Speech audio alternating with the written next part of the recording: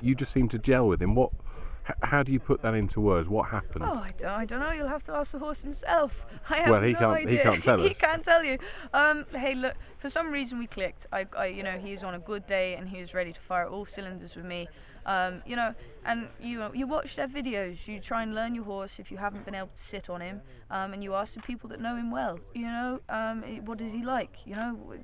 Does he respond to a click in his ear? Does he go better off the left rein or the right rein? You just ask little things like that. You try to get to know their map and work out what the best road is to take on him. And what were the qualities that you picked up from him during the race? Oh well, he's big and he's bold and he likes to be brave and he likes his own space. He can go a very, very even gallop for a very long time. It's exactly what you need in these marathon horses.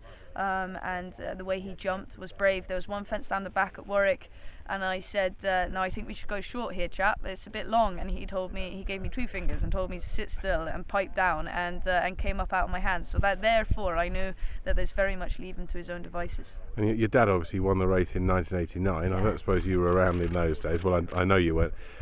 What advice what's he said to you? Because obviously this is a race apart from all the others, isn't it? It is.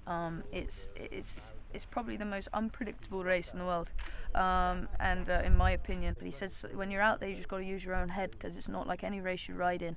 There's a lot going around. There's a lot of horses. The fences are harder. And they travel faster for longer too. There was a time that I was a very, very rainy afternoon. The fire was on, and me and Dad got out the old cassette player and got out little Polvier's tape, and it had the white sticker on it, proper old school.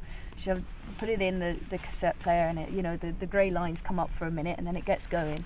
And I remember watching all the prelims and the aftermath of it all, and it was just like you just sit there, and when people say you get goosebumps out of feelings, well every time that's what happens to me when I watch Dad win on that race. What do you think of his chances?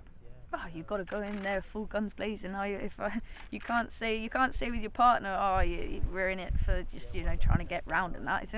That's not my job. My job is to fill my horse with confidence, fill my team with confidence, keep kicking. So he'll be there and he'll be off a lovely weight, and it's exactly what you want. And if the clouds keep opening up every now and then, it'll be good for him too.